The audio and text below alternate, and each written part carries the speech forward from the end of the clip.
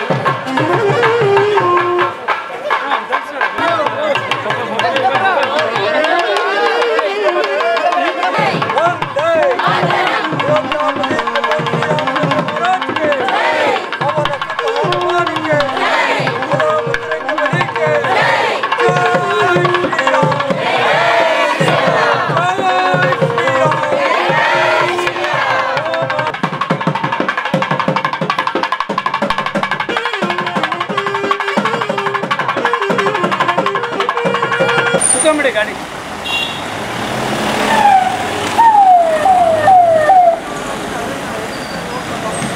ಸಂದರ್ಭದಲ್ಲಿ ಅಂತಿಮ ಸಂಸ್ಕಾರಕ್ಕೆ ಯಾರು ಬರದೇ ಇದ್ದಂತ ಸಂದರ್ಭದಲ್ಲಿ ನಮ್ಮ ಶಿವಮೊಗ್ಗದ ಅನೇಕ ಯುವ ಮಿತ್ರರು ನಾಗೇಶ್ ಮತ್ತು ತಂಡದವರು ಆ ಅಂತ್ಯ ಸಂಸ್ಕಾರವನ್ನು ಮಾಡ್ತಕ್ಕಂಥ ಕೆಲಸವನ್ನು ಮಾಡಿದ್ರು. ಮಾನ್ಯ ಕೇಂದ್ರ ಮಂತ್ರಿಗಳು ಅವರನ್ನ ಗೌರವಿಸಬೇಕು ಅನ್ನೋ ಹಿನ್ನೆಲೆ ಒಳಗೆ ನಾಗೇಶ್ ಅವರ ಮನೆಗೆ ಆಗಮಿಸಿ ಈ ಎಲ್ಲ ಸ್ವಯಂ ಸೇವಕರುಗಳಿಗೆ ಗೌರವಿಸ್ತಕ್ಕಂಥ ಕಾರ್ಯವನ್ನ, ಕೊರೋನಾ ವಾರಿಯರ್ಸ್ಗೆ ಗೌರವಿಸ್ತಕ್ಕಂಥ ಕಾರ್ಯವನ್ನ ಮಾಡ್ತಾ ಇದ್ದಾರೆ. ಅವರು ಸ್ವೀಕರಿಸಬೇಕು ಅಂತ ವಿನಂತಿ ಮಾಡ್ತಾರೆ.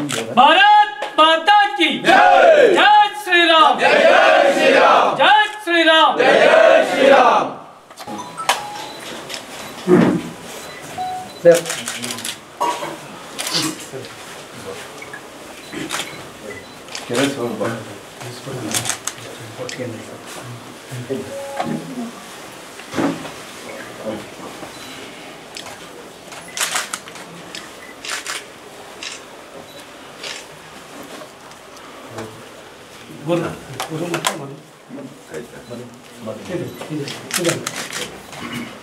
ನೀವು 5 ಜನ, 1 ನಿಮಿಷ, 6 ಜನ ಒಟ್ಟಿಗೆ ಮಾತಾಡಿ.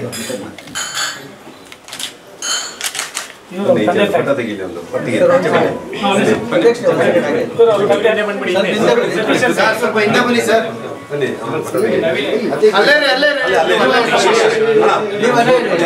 ಮೊಬೈಲ್ ಬಿಡ್ರಿ,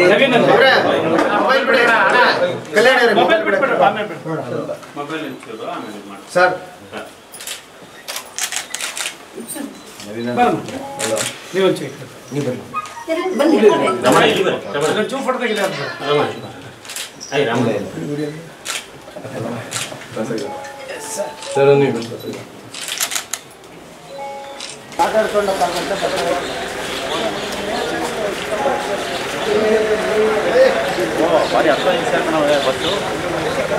ಯಾವ ಏರಿಯಾ ಸರ್? ಬೆಕ್ಕಿನಕಲ್ ಮಠ. ಈಗ ಹ್ಞೂ ಅಣ್ಣ, ಆಯ್ತಣ್ಣ.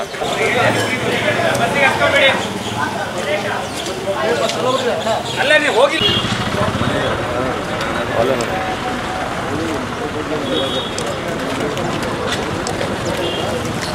ಅಲ್ಲೇ ಹೋಗೋಣ.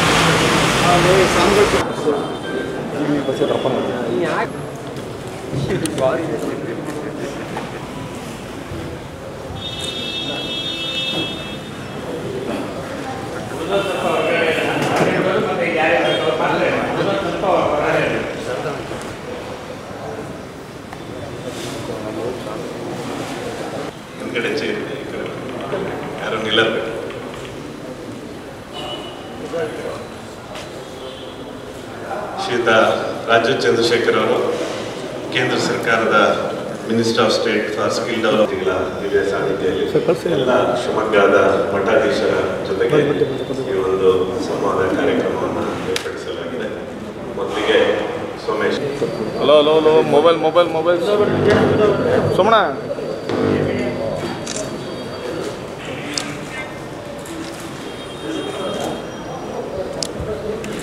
ಮೊಬೈಲ್ ಡೌನ್ ಮಾಡೋಣ. ಡಾಕ್ಟರ್ ಮಹಾಂತ ಮಹಾಸ್ವಾಮಿಗಳು ಸಂಸ್ಥಾನ ಮಠ ಜಡೆ ಅವರಿಗೂ ಕೂಡ ಗೌರವವನ್ನು ಸೂಚಿಸಬೇಕು ಅಂತ ಕೇಳ್ಕೊಳ್ತೇನೆ. ಈಗ ಇಲ್ಲಿ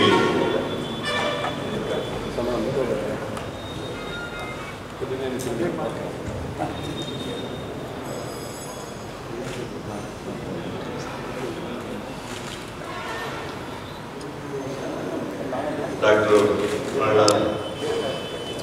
ಮಹಾಸ್ವಾಮಿಗಳು ಬಸವ ಕೇಂದ್ರ ಶಿವಮೊಗ್ಗ ಅವರು ಕೂಡ ಇದ್ದಾರೆ. ಶ್ರೀ ಪಂಡಿತಾರಾಧ್ಯ ಶಿವಾಚಾರ್ಯ ಸ್ವಾಮೀಜಿಗಳು ಪಣಂದೂರು, ಶಿವಾಚಾರ್ಯ ಸ್ವಾಮೀಜಿಗಳು ಕೇಮಠ, ಗರ್ತಿಕೆರೆಯ ಶ್ರೀ ರೇಣುಕಾನಂದ ಸ್ವಾಮೀಜಿ ಅವರು ಕೂಡ ಇವತ್ತು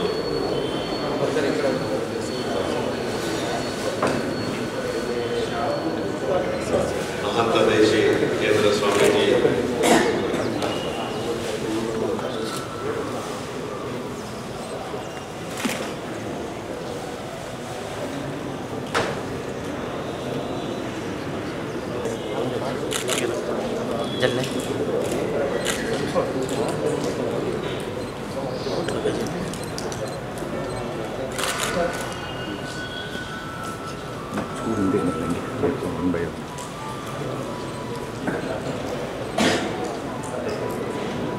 ಅಣ್ಣ ಒಂದು ಸ್ವಲ್ಪ ಕೆಳಗಿಟ್ಕೊಳ್ರಿ.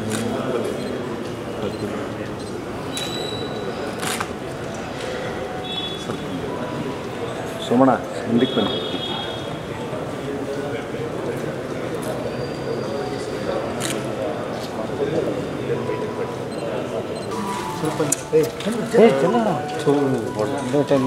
ಚಂದ್ರಣ್ಣ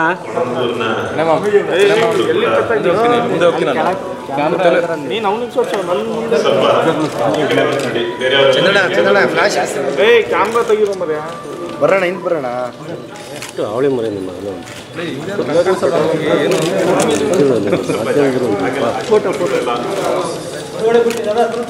ಮಾತ್ರ ಕ್ಯಾಮ್ರಾ ತಗೊಂಡು ನನ್ನ ಕ್ಯಾಮ್ರಾ ಮುಂದೆ ನನಗೆ ಎಲ್ಲ ಕಾಲ್ ಮಾಡ್ತೀವಿ.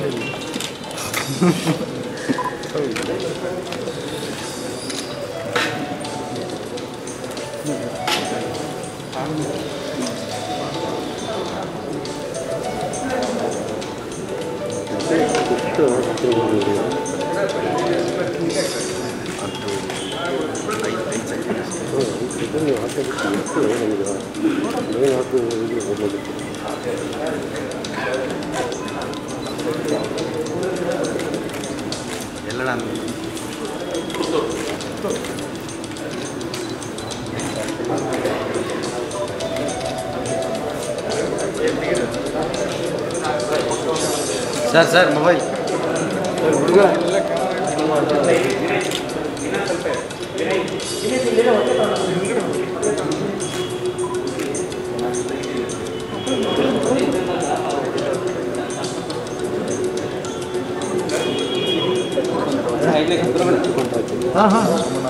ಬುದ್ಧಿ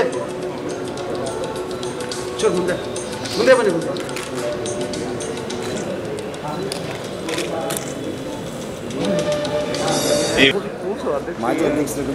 ನಾನು ಸ್ವಲ್ಪ ಸೈಡ್ ಮೊಬೈಲ್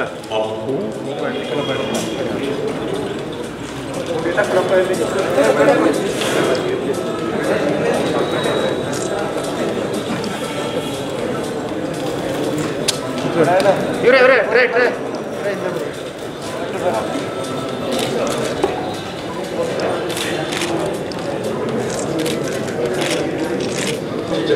ಮತ್ತೊಮ್ಮೆ ಶಾಸಕಾಂಗ ನಮಸ್ಕಾರ ಸರ್.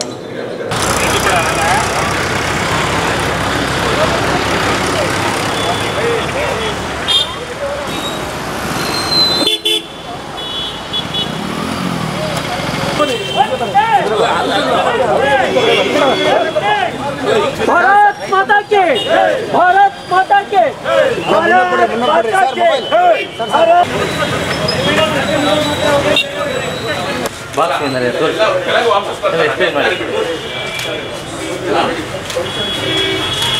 Thank you.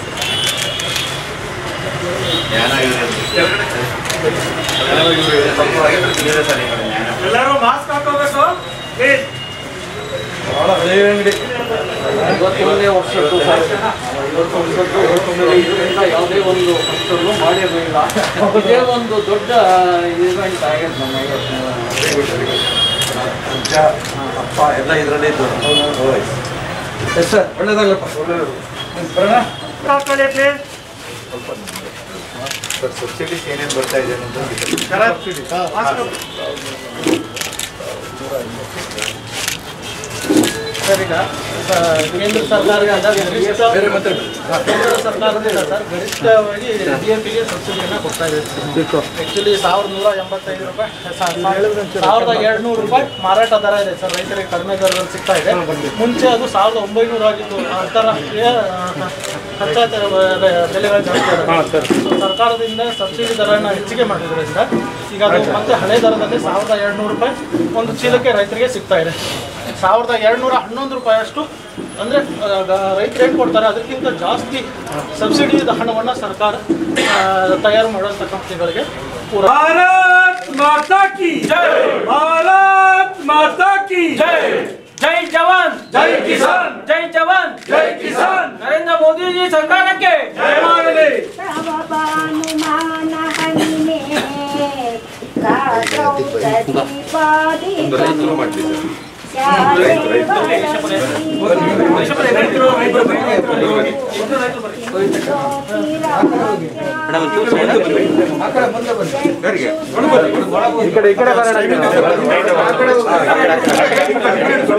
ನೋಡಿ ಯಜಮಾನ್ರೆ ಆ ಕಡೆ ನೋಡಿ ಸ್ವಲ್ಪ ಈ ಕಡೆ ತಿರುಗಿ.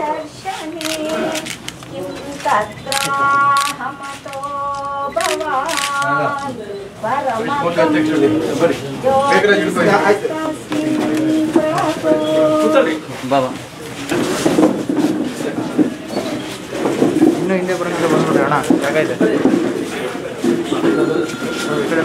ಎಲ್ರಿಗೂ ಒಂದು ನಿಮಿಷ ಈ ಕಡೆ ಕುರ್ಚಿ ಕಡೆ ದಯಮಾಡಿ ಈ ಕಡೆ ಬಂದ್ಬಿಡಿ. ಮೂಲಕ ಶಿವಮೊಗ್ಗ ಜಿಲ್ಲೆಗೆ ಆಗಮಿಸಿರುವ ಶ್ರೀ ರಾಜೀವ್ ಚಂದ್ರಶೇಖರ್ ಅವರಿಗೆ ಶಿವಮೊಗ್ಗ ಜಿಲ್ಲೆಯ ಎಲ್ಲ ರೈತ ಬಾಂಧವರ ಅನ್ನದಾತರ ಪರವಾಗಿ ಸ್ವಾಗತವನ್ನು ಬಯಸ್ತಾ ಇದ್ದೇನೆ. ದೀಪ ಇದೆ ಅಣ್ಣ ಅಣ್ಣ ಸಿಕ್ಕಣ ಹಿಂದೆ ಹಿಂದೆ ಬಂದ್ಬಿಡಿ ಹಂಗೆ. ಈ ಜನಾಶೀರ್ವಾದ ಯಾತ್ರೆಯ ಸಂದರ್ಭದಲ್ಲಿ ರಸಗೊಬ್ಬರದ ಅಂಗಡಿಗೆ ಭೇಟಿ ನೀಡಿ ರೈತರೊಂದಿಗೆ ಹಾಗೂ ರಸಗೊಬ್ಬರದ ಮಾಲೀಕರೊಂದಿಗೆ ಸಂವಾದ ನಡೆಸಲು ಶ್ರೀ ರಾಜೀವ್ ಚಂದ್ರಶೇಖರ್ ಅವರು ಆಗಮಿಸಿದ್ದಾರೆ. ಈಗ ಅವರಿಗೆ ಸ್ವಾಗತದ ಜೊತೆ ಒಂದು ಸನ್ಮಾನ ಕೂಡ ಮಾಡಿದ್ದಾರೆ. ಸರ್ ಸೈಡ್ ಇಲ್ಲ ಸರ್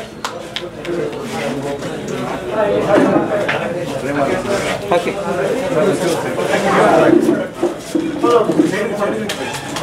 ಕಾಸಿಂದ ಮಾಡಿ ಸರ್. ಆ ಕಡೆ ನೋಡಿ, ಆ ಕಡೆ ನೋಡಿ.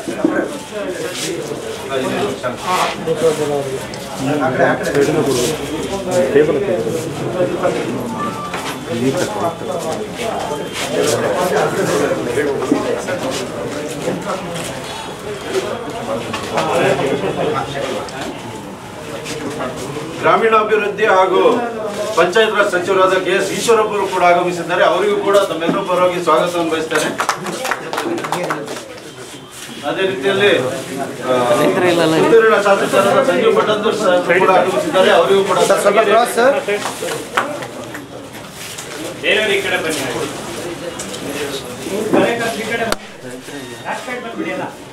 ಪುತ್ತೂರಿನ ಶಾಸಕರಾದ ಸಂಜೀವ್ ಮಠಂದೂರ್ ಅವರು ಆಗಮಿಸಿದ್ದಾರೆ. ಅವ್ರಿಗೂ ಕೂಡ ಸ್ವಾಗತವನ್ನು ಬಯಸ್ತಾ ಇದ್ದೇನೆ ಸರ್. ಸ್ವಲ್ಪ ಹಾಗೂ ಇಲ್ಲಿ ನಡೆದಿರ್ತಕ್ಕಂಥ ವೇದಿಕೆ ಮೇಲಿರೋ ಎಲ್ಲ ಗಣ್ಯರಿಗೂ ಹಾಗೂ ಅನ್ನದಾತರಿಗೂ ಹಾಗೂ ಮಾಧ್ಯಮ ಮಿತ್ರರಿಗೂ ಸ್ವಾಗತವನ್ನು ಕೋರುತ್ತಾ ಮುಂದಿನ ಕಾರ್ಯಕ್ರಮ ನಡೆಸ್ಕೋಬೇಕು ಅಂತ ಗಣ್ಯರು.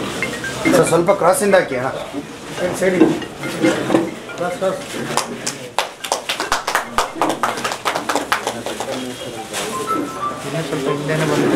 ಜನಾಶೀರ್ವಾದ ಯಾತ್ರೆ ಹಿನ್ನೆಲೆ ಒಳಗೆ ಬೇರೆ ಬೇರೆ ಸೆಕ್ಟರ್ ನಲ್ಲಿ ಈಗ ಗುರುಗಳ ಆಶೀರ್ವಾದವನ್ನು ಪಡೆದು ಬಂದ್ರು. ಇದು ಒಂದು ಶ್ರದ್ಧೆಯ ಕೇಂದ್ರ. ನಮಗೆ ಅನ್ನದಾತರಿಗೆ ನೆರವಾಗ್ತಕ್ಕಂಥ ಒಂದು ಕೇಂದ್ರ. ಇಲ್ಲೂ ಕೂಡ ಸಬ್ಸಿಡಿಗಳು, ಸರ್ಕಾರದ ಯೋಜನೆಗಳು ನೇರವಾಗಿ ತಲುಪ್ತಾ ಇದ್ದಾವೆ ಅನ್ನೋದನ್ನ ಗಮನಿಸಿ ರೈತರಿಗೆ ಶುಭ ಹಾರೈಸಿ, ರೈತರ ಪರವಾಗಿ ಕೆಲಸ ಮಾಡ್ತಕ್ಕಂಥ ಒತ್ತರಿಗೆ ಶುಭ ಹಾರೈಸಲಿಕ್ಕೆ ಮಾನ್ಯ ಮಂತ್ರಿಗಳು ಬಂದಿದ್ದಾರೆ.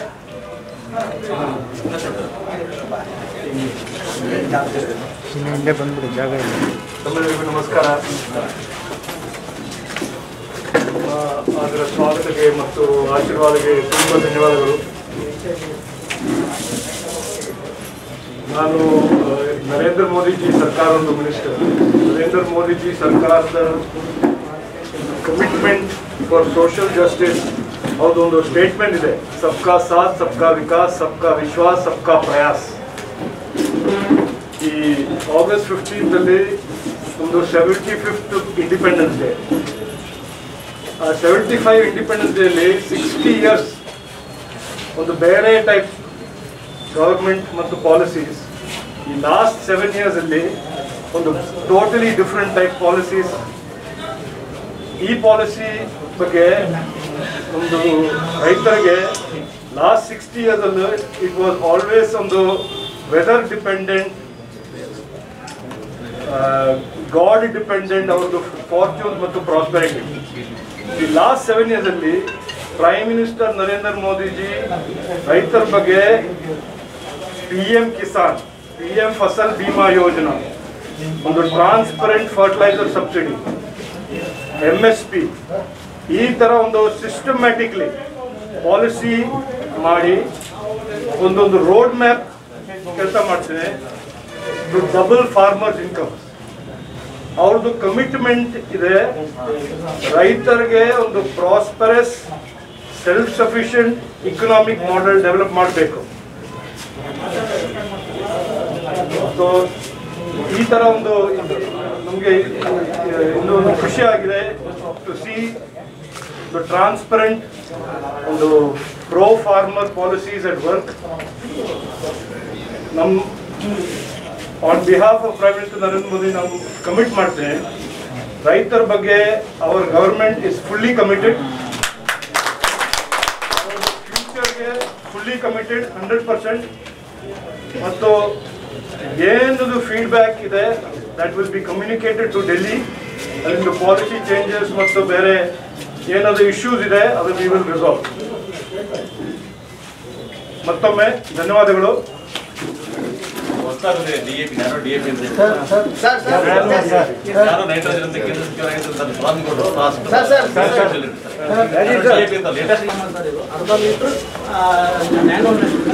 ಶ್ರೀಕಾಂತ್ ಟ್ರೇಡಿಂಗ್ ಕಂಪನಿಯ ಮಾಲೀಕರಿಗೆ ಹೃತ್ಪೂರ್ವಕವಾದಂತಹ ಧನ್ಯವಾದಗಳನ್ನ ಸಂಘಟನೆ ಕಡೆಯಿಂದ ಸಲ್ಲಿಸ್ತಾ ಇದ್ದೇವೆ.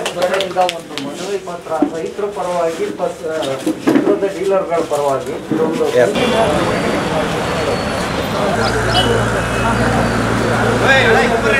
ಬಿಡಬೇಕು ಅಣ್ಣ, ಸಾಕಣ ಇಷ್ಟೇ.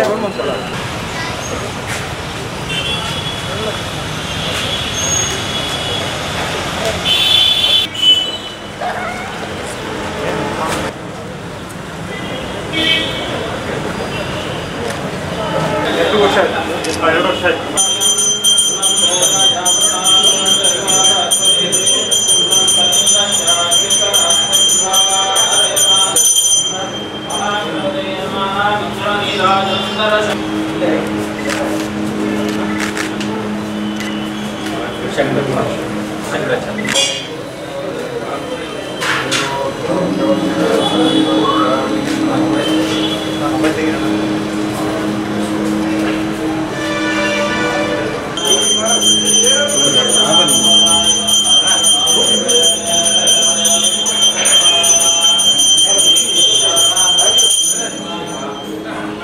ಆಚಾರ್ಯवर्य ಪದವಾಕ್ಯ ಪ್ರಮಾಣ ಪಾರಾಪಾರಪಾಲಿನ ಯಮನ ಯಮಾಸನ ಪ್ರಾಣಾಯಾಮ ಪ್ರತ್ಯಾಹಾರ ಧಾರಣ ಧ್ಯಾನ ಸಮಾಧ್ಯಷ್ಟಾಂಗ ಯೋಗಾನುಷ್ಠಾನ ನಿಷ್ಠ ತಮಶ್ಚಕ್ರವರ್ತಿ ಅನಾದ್ಯ ವಿಚ್ಛಿನ್ನ ಶ್ರೀ ಶಂಕರಾಚಾರ್ಯ ಗುರು ಪರಂಪರಾ ಪ್ರಾಪ್ತ ಷಡ್ದರ್ಶನ ಸ್ಥಾಪನಾಚಾರ್ಯ ವ್ಯಾಖ್ಯಾನ ಸಿಂಹಾಸನಾಧೀಶ್ವರ ಸಕಲ ನಿಗಮಠ ಸಿಂಹಾಸನ ಪ್ರತಿಷ್ಠಾಪನಾಚಾರ್ಯ ಶ್ರೀಮದ್ರಾಜಾದಿರಾಜ ಗುರು ಭೂಮಂಡಲಾಚಾರ್ಯ ಋಷ್ಯಶೃಂಗ ಪರಮರಾಧೀಶ್ವರ ತುಂಗಭದ್ರಾ ತೀರವಾಸಿ ಶ್ರೀಮದ್ವಿದ್ಯಾಶಂಕರ ಪಾದಪದ್ಮಾರಾಧಕ ಶ್ರೀಮಜ್ಜಗದ್ಗುರು ಶ್ರೀಮತಮಿಲಕ ವಿದ್ಯಾತೀರ್ಥ ಮಹಾಸ್ವಾಮಿ ಗುರು ಕರ ಕಮಲ ಸಂಜಾತ ಶ್ರೀಮಜ್ಜಗದ್ಗುರು ಶ್ರೀ ಶ್ರೀ ಭಾರತೀ ತೀರ್ಥ ಮಹಾಸ್ವಾಮಿ ಕರ ಕಮಲ ಸಂಜಾತ ಶ್ರೀಮಜ್ಜಗದ್ಗುರು ಅಗ್ನೇ ಕೃತ ಪ್ರತೀಕ ಗದಯೋರಿರೇದೆ ಕೃತಂ ವೇತ್ವಾ ಮತಚಾರಕಂ ಓಂ ಶ್ರೀ ವತ್ಸಸ್ವಮಾಯುಷ್ಯಮಾರೋಹ್ಯಮಾವಿಧಾಕ್ಷೋಭಮಾನಂ ಮಹೀಯತೆ ಮಾನ್ಯಾಂತರಂ ವಶಂ ಬಹುಕೀರ್ತಿಲಾಭಂ ಕೃತಂ ಮತ್ಸದೀರ್ಘಮಾಯೋ ಶ್ರೀ ವತ್ಸಸ್ವಮಾಯುಷ್ಯಮಾರೋಹ್ಯಮಾವಿಧಾಕ್ಷೋಭಮಾನಂ ಶಾಪಕಾರಾರ್ಥಂ ಯಜ್ಜೀವತಿ ಸಜೀವತಿ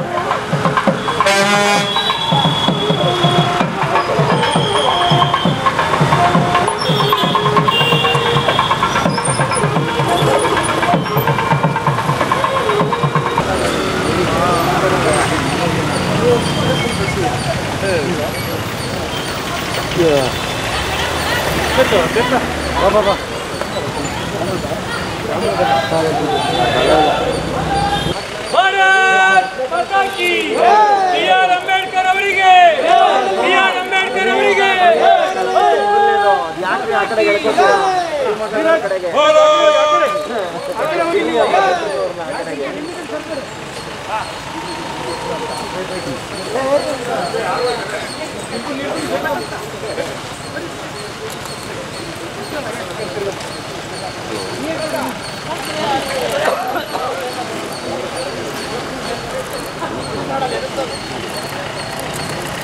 भारत माता की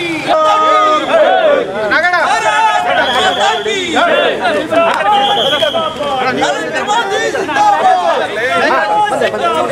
नरेंद्र मोदी जिंदाबाद भारत माता जय वंदे मातरम वंदे मातरम मातरम मातरम वंदे मातरम वंदे मातरम वंदे मातरम वंदे मातरम वंदे मातरम वंदे मातरम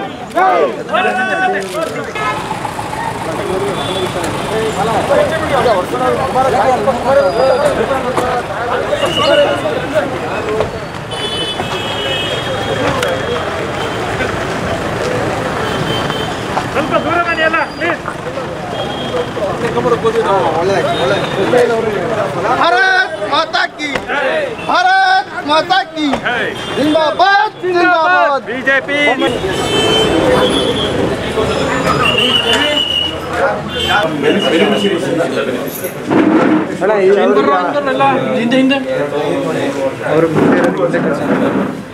ಎಲ್ಲ ಡೈರೆಕ್ಟ್ ಮೊಬೈಲು ಸ್ಟಡಿ ಬರ್ರಿ ಇವ್ರೆ ಪ್ರಾಬ್ಲಮ್ ಏನಿಲ್ಲ.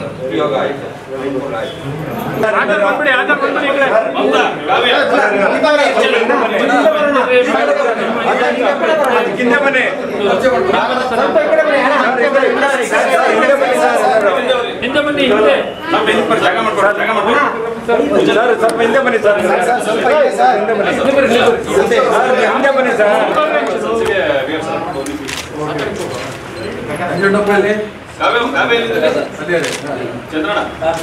ನೀವು ಬಂದ್ಬಿಡಮ್ಮ ಬೇರೆ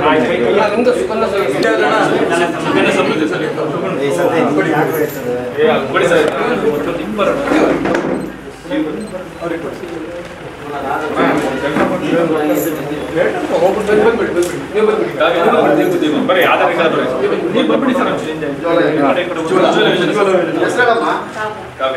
ಎಷ್ಟು ವರ್ಷ ಆಯ್ತು ನಿಮ್ಮದು?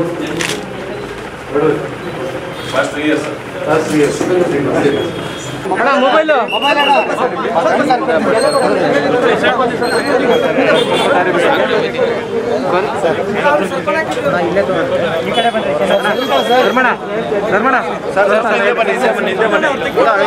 ಸರ್ ಬಿಡಿ ಮೊಬೈಲ್ ಬಿಡ್ರಿ.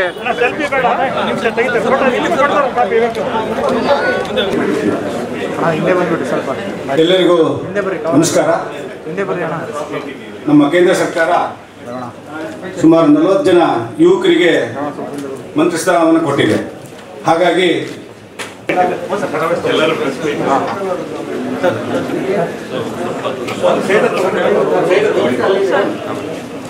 ಈ ಕಾರ್ಯಕ್ರಮಕ್ಕೆ ಸಪ್ರೇಟಾಗಿ ವ್ಯವಸ್ಥೆ ಮಾಡಿದೆ. ದಯಮಾಡಿ ಅಲ್ಲಿ ಹೋಗಬೇಕು ಅಂತ ವಿನಂತಿ ಮಾಡ್ತಾರೆ.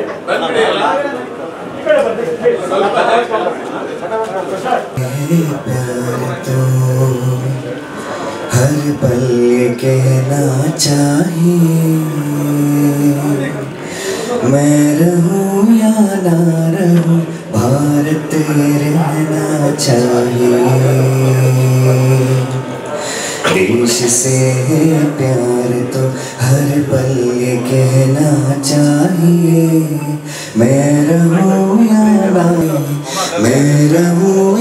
ना रहूं भारत रहना चाहिए मेरी नस नस तार कर दो और बना दो एक से प्रेम आँखों से झलकना चाहिए मैं रहूं या ना रहूं निकले ये मेरा भारत अमर है सत्य कहना सीख ले गंद भारत है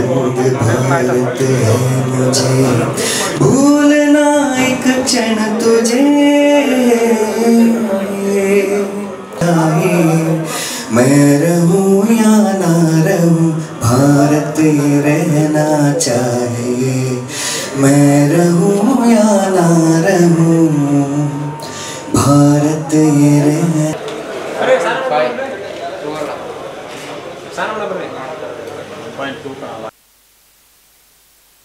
ಇಂದಿನ ಈ ಒಂದು ಪತ್ರಿಕಾಗೋಷ್ಠಿಗೆ ನಾನು ಮೊದಲನೇದಾಗಿ ಸ್ವಾಗತವನ್ನ ಕೋರ್ತಾ ಇದ್ದೇನೆ.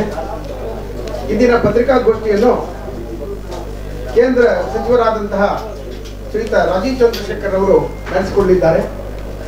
ಅವರೊಂದಿಗೆ ವೇದಿಕೆಯಲ್ಲಿ ನಮ್ಮ ಜಿಲ್ಲಾ ಅಧ್ಯಕ್ಷರಾದಂತಹ ಶ್ರೀಯುತ ಟಿ.ಡಿ. ಮೇಘರಾಜ್ ಅವರು, ಜಿಲ್ಲಾ ಉಸ್ತುವಾರಿ ಮಂತ್ರಿಗಳು ಗ್ರಾಮೀಣಾಭಿವೃದ್ಧಿ ಸಚಿವರಾದಂತಹ ಶ್ರೀಯುತ ಕೆ.ಎಸ್. ಈಶ್ವರಪ್ಪನವರು ಹಾಗೂ ಜನಾಶೀರ್ವಾದ ಯಾತ್ರೆಯ ಸಂಚಾಲಕರಾದಂತಹ ಹಾಗೂ ಪುತ್ತೂರಿನ ಶಾಸಕರಾದಂತಹ ಸಂಜೀವ್ ಮಠಂದೂರ್ ಅವರು ಮತ್ತು ಯುವ ನೇತಾರರು ಲೋಕಸಭಾ ಕ್ಷೇತ್ರ ಶಿವಮೊಗ್ಗ ಲೋಕಸಭಾ ಕ್ಷೇತ್ರದ ಸಂಸದರಾದಂತಹ ಶ್ರೀಯುತ ಬಿ.ವೈ. ರಾಘವೇಂದ್ರ ಅವರು ಉಪಸ್ಥಿತರಿದ್ದಾರೆ.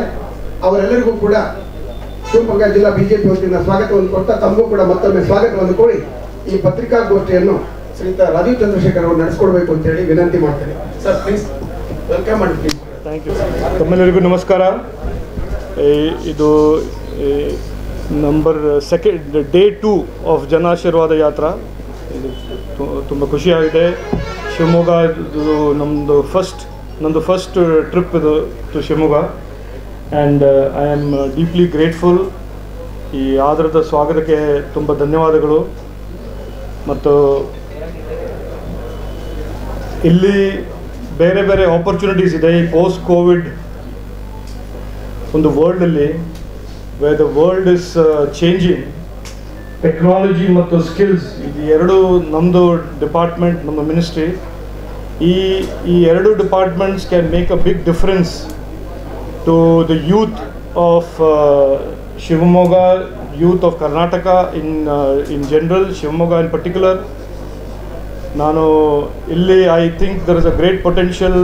ಯಾಕೆಂದರೆ IT ಮತ್ತು ITES ಈ ಇಂಡಸ್ಟ್ರೀಸಲ್ಲಿ working from home and remote working is becoming the norm.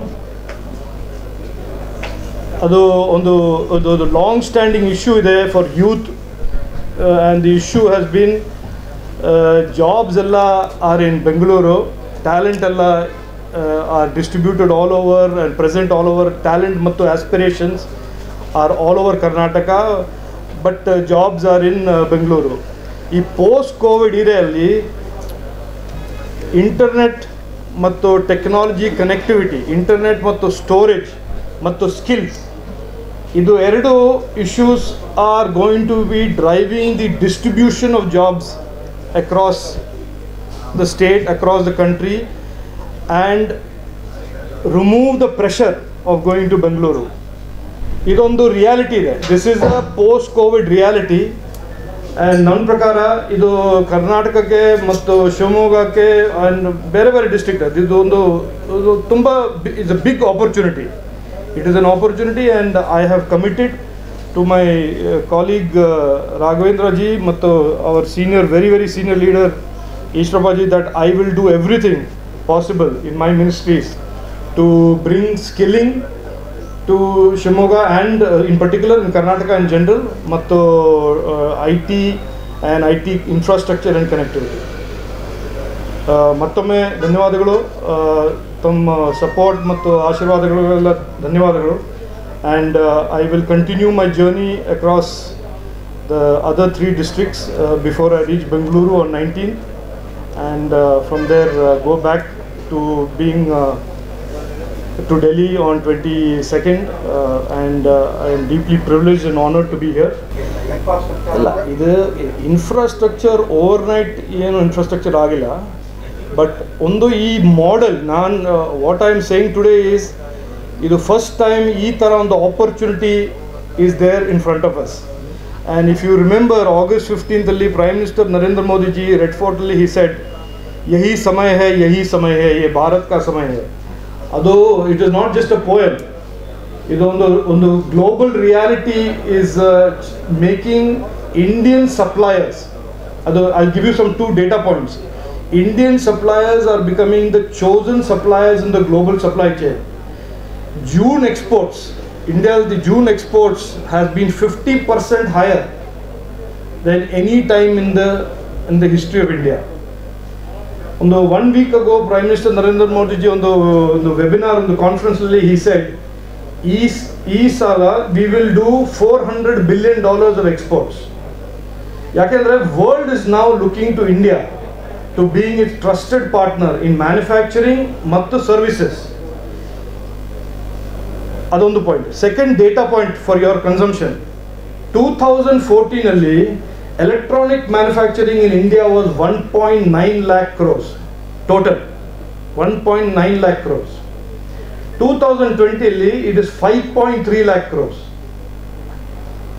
For the first time in India after UPA's lost decade, where there was an outflow of manufacturing jobs, there is more manufacturing jobs being created in India today.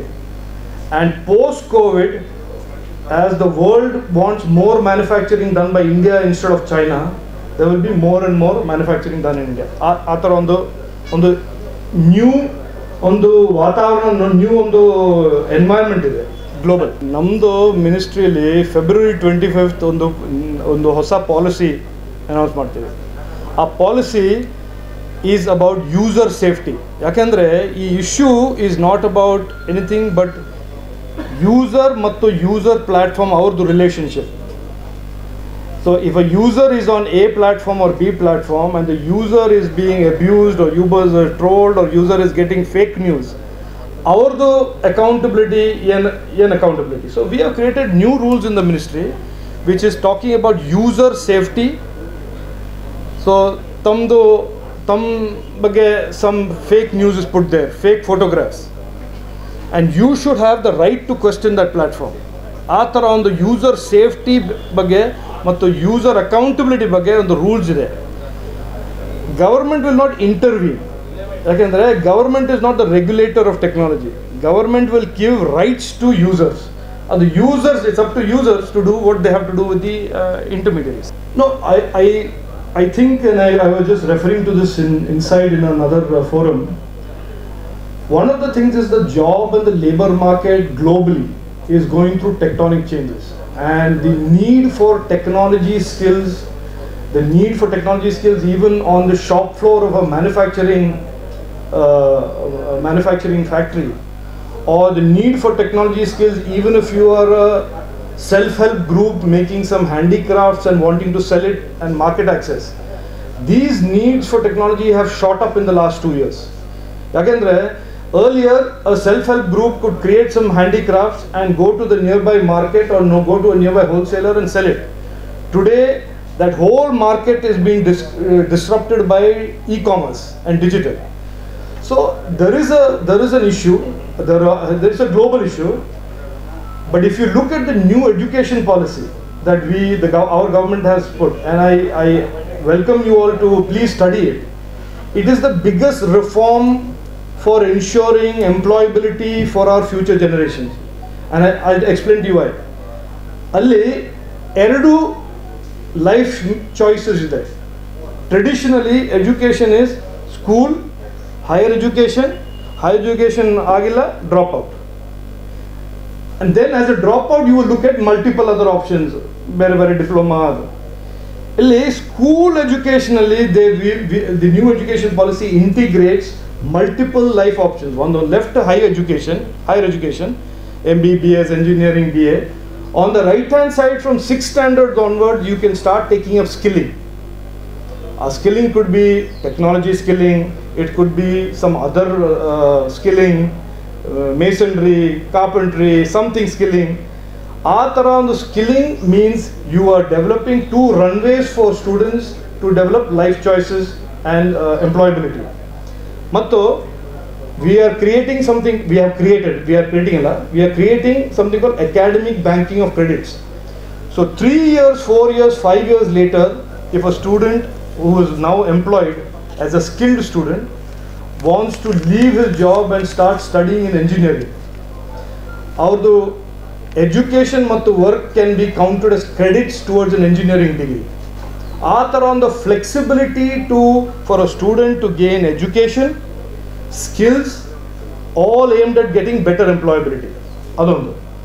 Bere, as the world is changing and more technology is becoming embedded in every job, in skilling and education curriculum, that's very important. Curriculum is also being addressed to more dynamically change. India, for many years, 60-65 years of the curriculum set agide, then it will not change for 15 years. On the flexibility we are bringing into curriculum revamps and evolution very rapidly. If you read NEP talks about curricular integration of vocational training and skilling at the 6th standard. And the NEP talks about sports not being an extracurricular activity, it will be a curricular subject all the way to the 7th standard. Currently, I will explain to you, I'll give you some statistics. In the last 5 years, total skilling, the entire skilling, skilling network in India, it is consists of ITIs, Jan Shiksha Sansthan, Prime Minister Kaushal Kendra, KK, PCs, PMKVY short-term training, ITI is long-term training. Total students trained in the last 5 years, total youth trained in the skilling network, not the education, is close to 2 crores. 2 crores have been trained in the last 5 years in different forms. Small short-term training, reskilling called RPL, ಮತ್ತು long-term training. ಈ short-term training component ಅಲ್ಲಿ the employment placement ratios are 60% plus. I'm telling you facts, data. In the ITI ratio varies widely in geographies and between private sector and government sector. Government sector ITI's placement is as high as 81%, 82%. In private sector ITI's it comes down to 55-60%. But the ratio of placement is reasonably high in skilling, but we want to take it up from the 60% levels to 85-90% levels. Then only it will be truly aspirational. That part is being redesigned to address this issue of financing, micro entrepreneurship financing, counseling, some digital literacy and entrepreneurship skills. Mighty Ministry has already given statement. Mighty Ministry has already said that unless there is clear evidence, we can only say that in India, interception is all lawful and as per laws. And that is the case for many years. It is not something new. The checks and balances is there. Yaru intercept, who can and who cannot, checks and balances. The minister has given, my union minister has given a statement in parliament. By 2024, there is a very big project that is underway called BharatNet. BharatNet is aimed at bringing digital connectivity to every village. On the 6 lakh villages, or the digital internet, broadband internet will reach 6 lakh villages. We are currently at about 60%, 70% rollout. Or the 2.8 lakh villages, on the number agide.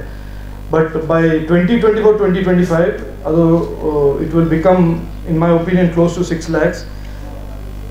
And the digital divide, somebody said something. This is the most important way to bridge the digital divide. By taking the internet and taking the power of connectivity and taking the power of entrepreneurship and micro entrepreneurship to the village.